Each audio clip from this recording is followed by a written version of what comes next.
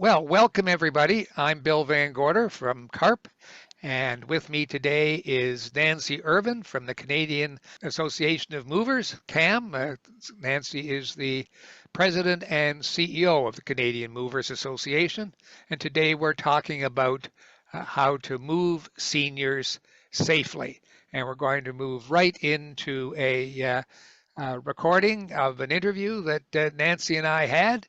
And when that's over and during it, you can put your questions into the chat, and Nancy will be happy to try to answer them at that time. So here we go. We'll do our best to share this with you. So to begin with, Nancy, I think the first question has to be, why should you research movers? Well, there's a lot going on in the moving industry.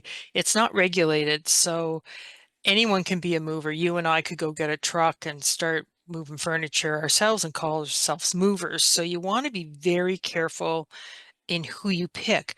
You're asking complete strangers to come in and take everything that is the most important thing to you in your entire world and drive away with it.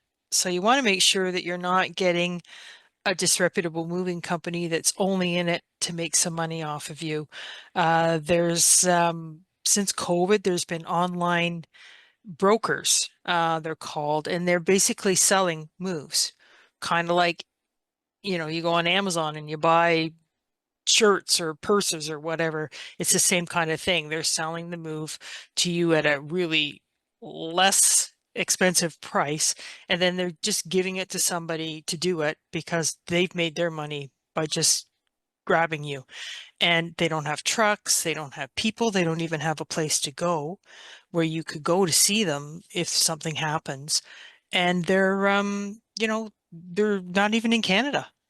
So, I mean, it's like, so you really want to make sure that you've done your research and you're careful about that.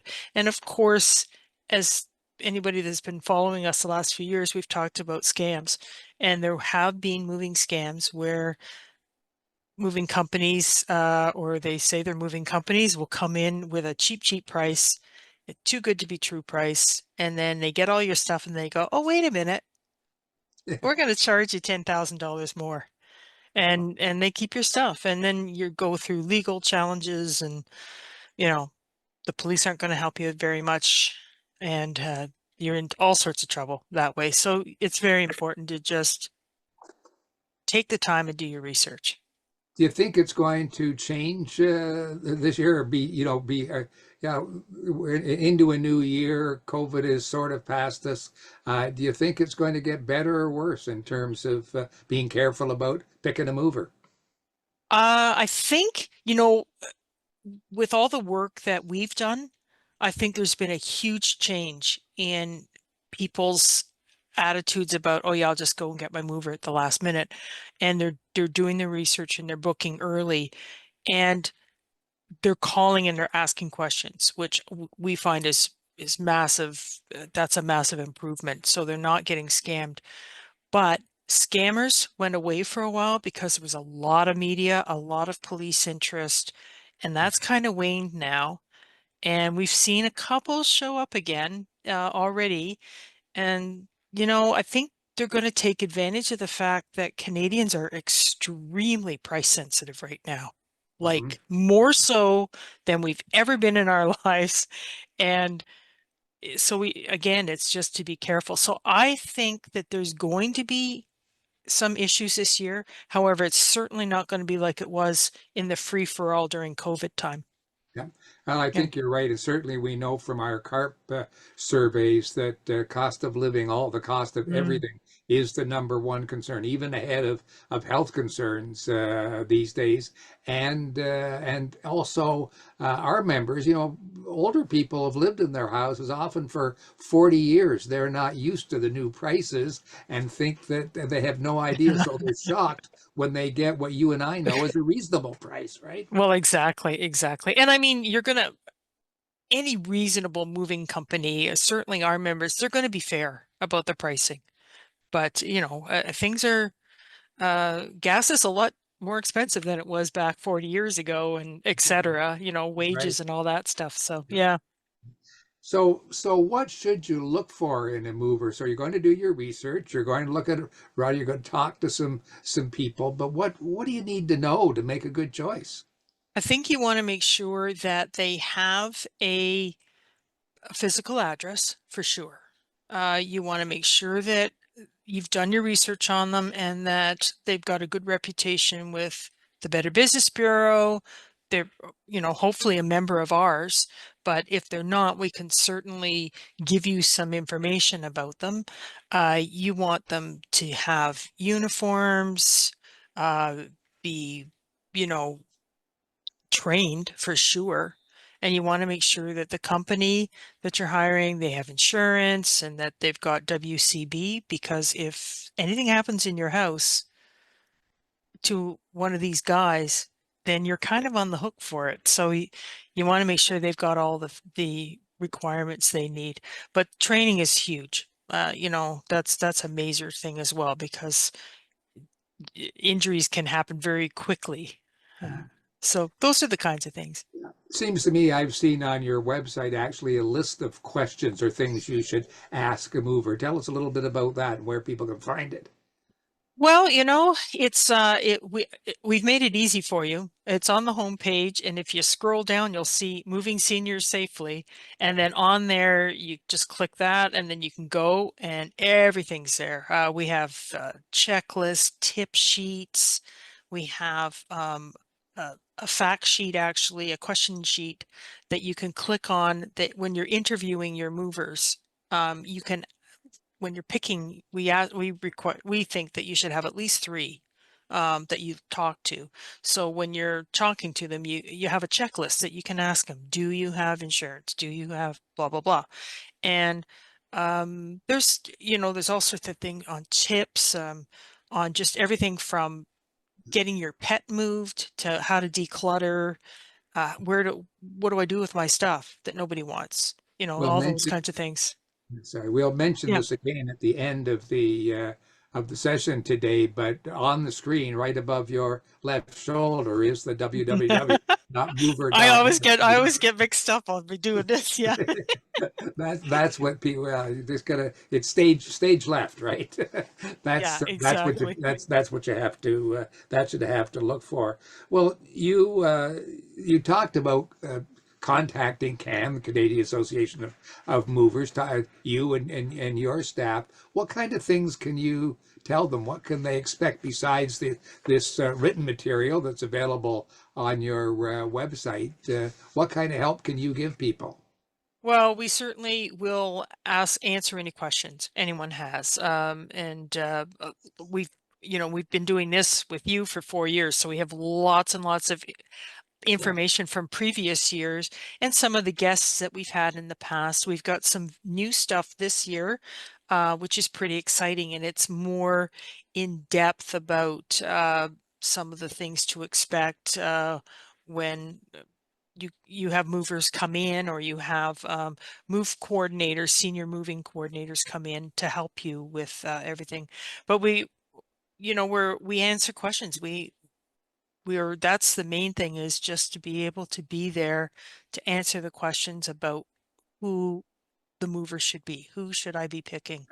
So if you, especially if you haven't moved for 20 or 25 or 30 or 40 years and Yeah, it's new to you, then call Nancy and her staff and ask them the questions and let them bring you up to date so that when you're asking questions, you'll know what kind of answers to expect and at least have some parameters of how the moving business is different today than it used to be. sure. I guess the other thing that we need to talk about here when you're looking at a mover, are there any particular red flags that come up that should Sure. warn people that maybe this isn't quite on the up and up? Oh, absolutely. And you'll know in your gut. Seniors, we both are. We know we're a lot smarter than the average bear. And you get that hinky feeling, something's a little off. But the key ones are, do they have a physical address? We have we researched these guys out, and some have been using like Shoppers Drug Mart parking lots and things like that as their addresses. I mean, or Wow. somebody's home or an abandoned home or something as the address. So, you want a physical address because you want to be able to find them, or have your advocate or family member be able to go by and go, where's my stuff? You know, or if you have questions or you want to pick up boxes or something, you want to be able to do that. The other thing is you want first names and last names. First names, that's not going to help. Oh, Anne. Well, Anne who? Yeah. So you want to make sure you have first names and last names. If they only accept cash, that's a massive red flag, because you really want to have some kind of a record that you've paid them, whether it's a check or, you've e-transferred or you've done it by credit card or something. And that's, if they only have cash, then sometimes they get your big cash deposit and they're gone, Mm. because they've got $2,000 from you, so they don't need to do the move. They've Yeah. moved on to the next person. So you want to make sure that you're, having some other means besides cash. The other one that's really huge is that you absolutely want to have things in writing. Mm. You need a contract. You need a receipt. You need anything, like if you're moving a long distance, there's a whole bunch of paperwork that you need to have. And again, that's something that, we can give you an idea of. So those are the big red flags. And Good. some of them are huge red flags. Yes, Yeah. yes, absolutely. Yeah. Well, certainly having things in writing and having contracts, and even talking with you folks at CAM to find out what should be in a contract, to make sure that somebody is looking at the fine print. This is a big investment and a huge responsibility for your That's right. worldly possessions. It's as important. And it's a stressful time. We Oh, know that all the research into stress says that moving from one place to another is one of yeah. the top three things that stress people out the most. So how do you prepare? In addition to talking to you, what do I do? What do I do at home myself? What are the things that I have to prepare for the move, Yep. even after I've talked with you? And the thing, like you were saying, it's super stressful because you have to move because there's a health issue. You're moving because your kids live on the other side of the country and you want to be with them. Somebody's passed away, you've got to go into long-term care, whatever. So in many cases, this is comes up on you rapidly. It's not like, oh yeah, in 2 years I'm going to do something. If you had 2 years to plan, man, it would be fabulous. Yeah. But most people, it's under 2 months, and it's just a lot. So we have, like I said, we have the packing and planning sheets available and things like that. But we have other folks, your moving company, a lot of moving companies have move coordinators that can help you with planning and what to do and what needs to be prepared ahead of time for So, packing or so is whatever. is Yeah. asking the company about a move coordinator something that's a good idea to do? Yeah, yeah, it sure is. And then we have several senior move coordinators who are specialized in just senior moves, because you're you're often dealing with folks with dementia, or they're on their own perhaps, and they just don't have anyone handy to help or understand. The thing about the move coordinators, and it's the same in like when I was doing it for my moving company, is you're third party, so you don't have an emotional attachment or an emotional involvement with the move. Family members might be like your children might be arguing and disagreeing about certain things. It can get pretty messy. So if you have someone like the move coordinator at the moving company or the other ones, then you've got an opportunity to have someone just come in and go, okay, we need to get you organized. This is the things you need to do. So, and it's about packing. It's about being ready for the move. on move day. You don't want to be packing still on move day. You want it all ready to go, and try to have as smooth a move without, too much anxiety. You will be. I was, and I'm in the business, but it is what it is, right? Yeah. You mentioned at one point something about thinking about recreating your home. What did that mean? What do you mean by recreating your home? So what is ideal to do is to just go around your house, take a video, it's no excuse now. Everybody's got video on their phones, or take pictures or whatever. And ideally, especially if someone has issues, where their memory might be starting to go, if you can set up rooms as close to how they were in the home that you lived in, that you were used to for 40 years, then that really helps you with the transition. Obviously, in a lot of cases, you're downsizing, so you're not going to have all of the furniture and all the knickknacks and things. But of the things that you do carry with you, it's nice if you can kind of set up the same, like kitchens are, ideal to try and get in the same cupboards if you can. And books and your clothing is another thing. I always found it interesting because the move coordinators would tell me about how they would take pictures and they would hang the clothes exactly like they were in the old house into the new house. So it's kind of neat. But it's about recreating as best you can. It's Yeah. really good to think about because when we think of moving, we think of all the things to do with getting out of the old house and getting it onto the truck. And as you point out, we don't always think about what we're going to recreate in the new space, whatever it is, and reasonable about what we can take, but make it as close to what we've been used to as possible. I guess Yeah, yes, and ideally you have some time, like where you have the new location for a bit, so that on move day everything gets picked up, and if you're moving locally or whatever, then you can go in and you can say, okay, and you already know where you want to have the sofa placed and the armchair placed and the bed placed. So that really helps. It's they'll help you out. Movers will help you out by trying to position furniture in the location that you want it. That's certainly part of what we do, right? yeah. So yeah. But you have to know, have a good idea of where you want to tell them and be fair. So that's why you need to plan ahead. Now, Yes, excellent exactly. suggestions. But we're almost out of time. Do you have any final uh, words of wisdom for us, Nancy? Just, start early. Start as early as you can. Have an advocate, have a family member, like I said, a move coordinator, a professional organizer, someone from the moving company that can give you a little bit of advice. And the big thing is, know who your mover is. Make sure that you've done research.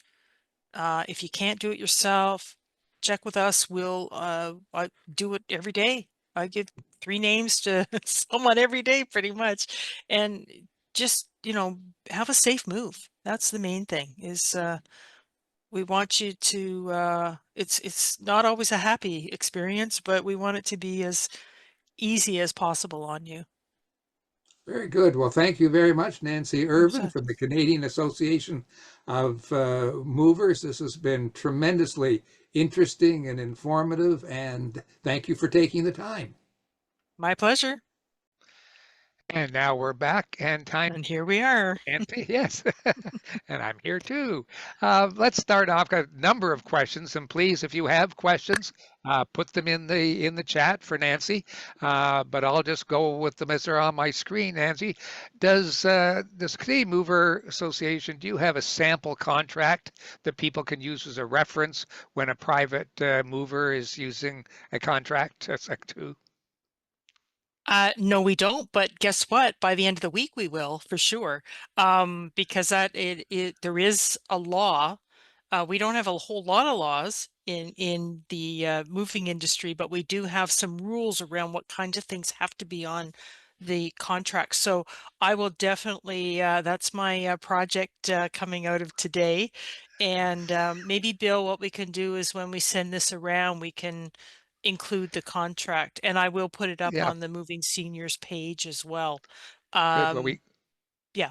we can Yeah. certainly do that, and I'm pleased to give you something else to do in a Oh, week yeah. when when you're so busy doing so many other things during March being a frauds and scams month. This is a good day to be talking about how you get a good mover.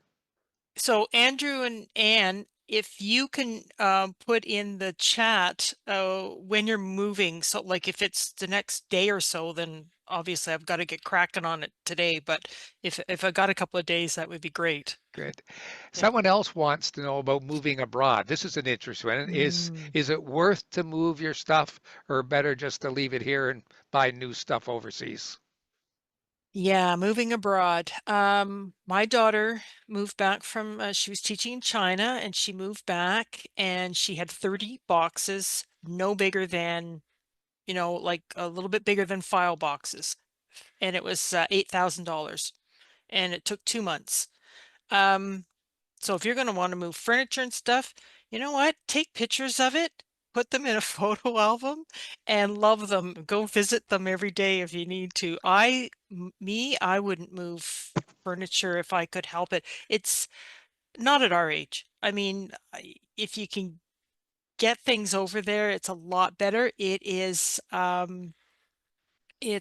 so expensive, and um, we do have tons of movers who are international specialists that can help you. If you do want to take some things, you can get some smaller, they're called lift vans, or like a smaller than a crate that you would see, on a on a steamship or whatever. But and they can pack those very tightly with, if you have a special sofa or something that you like, that you really want to take, or some antique furniture that you want to get, across to your family or whatever. But in terms of taking, it's a waste of money to take IKEA furniture, pressboard, or anything like that, because it'll just get smashed. Um, because it'll be going by ocean, and it can get pretty rocky out there. So yeah, Okay, yeah. good. Tell us a little bit about what it means packing by others, and Anne's would like you to Mm. elaborate on that. How does that work, and is it really worth paying them to do your packing for you?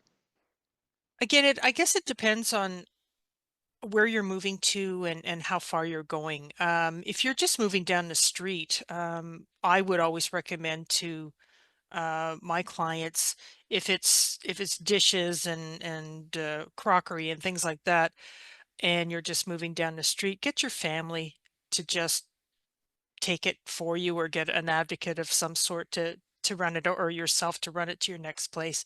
Um, if you're moving long distance, however, I would definitely look at getting your fragile items packed professionally. It's not expensive. We do have tips on how to do that yourself, but honestly, it's worth it, to have it done, because you want to make sure that it's cushioned well, because it'll be bouncing up and down again on a truck. So you want to make sure that you've got cushion on both ends, and with things like plates, plates need to go like records. They don't go flat, because they'll definitely break because of the pressure. I'm learning a lot about physics in this job too, which has been wonderful. But uh, the moving company that you're working with can certainly provide packing services. And then the other big thing about that is, if you get your pictures, your glass. I'm looking around at my place with all this art here. You get your art and your kitchen stuff done, your china, your Royal Daltons, whatever. If you get those packed, then if something does happen, the moving company is responsible for it. If you do it yourself and your lady on the hill snaps in half at the waist, you're out of luck for getting any kind of compensation because you packed it on your own. We do have lots of packing information on that website as well. All right. And so you mentioned other people who could help, relocation services, I think you called them. Is it a good idea to use them? Do you really need them? I see Karen has made a comment here. Karen, do you want to come on the call, unmute yourself and answer that question? Karen is one of our relocation specialists. She's a moving seniors. She's like one of the first to actually have the designation. I don't know if she'll come on or not. Are you there? Hey, Nancy. Hey, there Hello. she is. Hi, I'm having a Karen. bad hair day, so you have to bear with no video. That's fine. So can Yes, you just I'm proud to be part Yeah. of a couple of organizations that are specialists with helping seniors move. NASM is one of them, the National Association of Senior Move Managers. Wonderful organization that started in the States over 20 years ago, and there's nothing but people that are experienced with senior moving. And the other place to look locally for help when you're moving is local organizers, professional organizers, who also are really wonderful at stepping in and just helping you navigate all of the different moving parts of a move, because no pun intended. So There's a what lot to keep in what do you mind. do that I can't what do you do that I can't do myself, Karen? We have lots of resources for places for donation, for example. We all are very tapped into our local markets and know where we can take things on your behalf. We also could have access to some people that would buy things that you're not moving. So often there's lots of things left in the home that they're not making the move and you'd love to make a little money selling them. Facebook and Marketplace is really a tough place to go with lots of uncertainty and risk with being involved. We can help navigate that. And we can actually do the packing and the unpacking and setup, which is pretty fabulous in my world. I love setting up a new home for somebody. When we leave, their bed is made, the kitchen dishes are all put away, their bathroom is set up, their shower curtains up, their lamps are working, their TV's plugged in. All they have to do is make a cup of tea and sit back in the recliner and enjoy their new home. And we've taken away all the boxes and the clutter.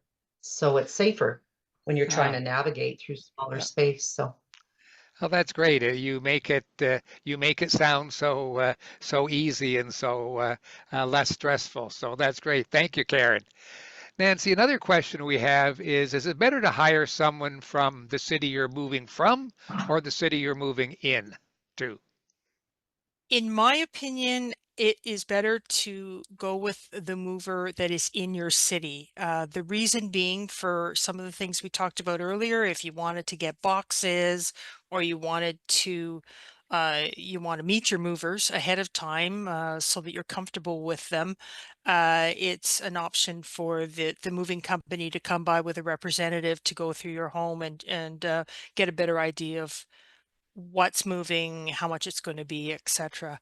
Um, and I think, for a lot of reasons, it's a comfort level because they're used to the city. They know the ways to get around traffic blocks, and especially in the Toronto area, which is just like a parking lot on most days. So that would be my suggestion. And yeah, we can certainly help with that. We have a find a mover Oh, button that's on good. our website.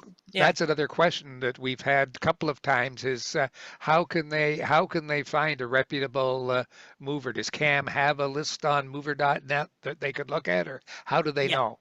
Yes, we absolutely do, and it's updated to the moment. And these are all vetted, certified professional moving companies, and they're at our website, and that's mover.net, which is here, and it's um, in the corner. There's on almost every page. There's a find a mover, and all you have to do is put in your postal code.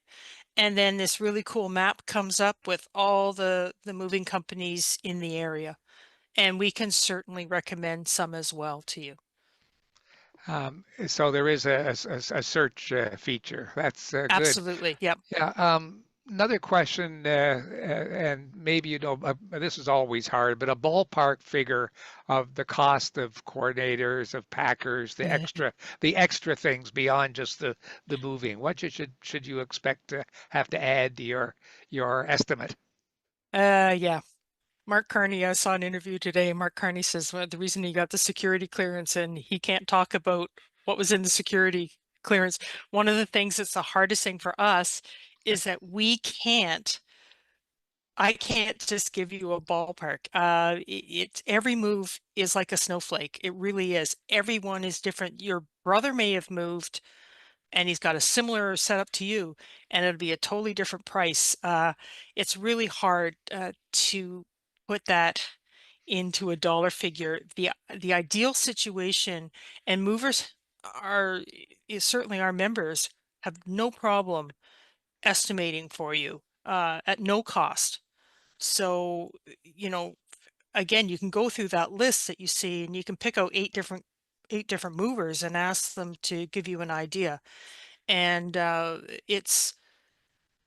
it's probably best to do it that way. I'm not even going to put my foot into that one. I think I remember you saying when we talked earlier, and that is that you certainly can talk to a couple of movers, and you want them to come in and look at what you've got, not just give you a quote by email or over the phone, because if they're doing that, they're not really giving you an honest estimate. 100%. I get annoyed actually when we get complaints from people about the fact that the moving company didn't even have the wherewithal to go and because you can just do it on your phone. You could just do a video chat, and then there were problems. Well, again, you need to see what is happening, what you're moving. So yeah, absolutely, it's worthwhile having someone either do it by video, where you just kind of stand there with your phone and you just, oh, I can't because I got my thing on, and you just go around like this and it shows them the room, and they can at least that gives them an idea. Yeah. Okay. Any advice on how to choose a local storage locker provider where you're putting your stuff until you come home again? Karen, do you want to come back on and answer that one too? Our storage Hey, provider Nancy. person? Yeah, I'm definitely a storage girl. I have 30 years working with Sentinel Storage, which was a national storage company with 25 storage locations. I think a lot of the same rings true as we talked about physical location. If you can go look at your storage location that you're planning to use, that's really paramount. Go see where your stuff is going to live for the next little while. Somebody joked that it was like putting your stuff in jail. So you want a nice jail cell. You want it to be clean. You want it to be secure. You want to have some peace of mind when you leave your stuff there that the lock is on and you've made a good decision about where to put it. And again, there's a variety of storage operators out there. So, often people just make a bunch of phone calls, go with the lowest rate, and it's a little bit like motels and hotels. You can go with low priced storage, but they're not going to have all the amenities. So I just say go out and look and have a conversation with the staff. That's always super important and something I would recommend. One of the questions, and I don't know Nancy or Karen who should answer this, a follow-up was talking about if the mover is storing your stuff, you can't go and visit it like you can if it's in your own storage locker. Is that right? Correct. So if you are you're gonna go and stay with your kids in Vancouver for a couple of years, ideally just put it in with the mover. The mover's got climate control, vermin control, all of that, and it just sits in its boxes. It's crated, and it'll just sit in the warehouse, and warehousemen will go by and wave at it every once in a while, and it'll be fine. But if you need to be getting into your storage in and out and in and out all the time, absolutely you go with self-storage. And Yeah. movers will move your things to self-storage and pick them up from there. So I've got a friend actually moving this week, and she decluttered her house, put her things into storage. So the moving company is coming by their apartment, their condo, picking up their things, and then also picking up the things from the storage unit to take to their new home. Okay. Karen, somebody's asking for your company name and website where you are. So if you'd put that in the chat, everybody would be able to see it. There's also in the chat, there's some good suggestions that people have had with their own moves of the way to do things. And one that I would underline is, and Nancy talked about it, is if you're going to store your belongings somewhere, go check out the storage facility first, because they range from being very old and not always vermin free to very glassy and modern, and the priced accordingly. So it depends on what you want to store. Well, I think that looks There like are it's all the actually, questions. Did you catch one? and I just wanted to say there are more self-storage units than there are Tim Hortons in Canada. It is a huge business. There's a ton of them around. And just so that you know, I did think I saw, let me see, store my stuff, store my stuff, store my stuff. We're just checking to see if there's anything else. Okay. Dum, dum, dum, Oh, here's dum. one that I hadn't seen from Donalda. Sorry, Donalda. Having no regulation is also a safety issue when strangers come into Oh, your home. Perhaps better to have someone with you when you're meeting the movers. 100%. Always. And not just because for safety reasons, but you will hear what you want to hear. And you will not hear the things that sometimes are important to hear because you've got it already preconceived from hearing neighbors or friends or relatives or whatever telling you what to expect.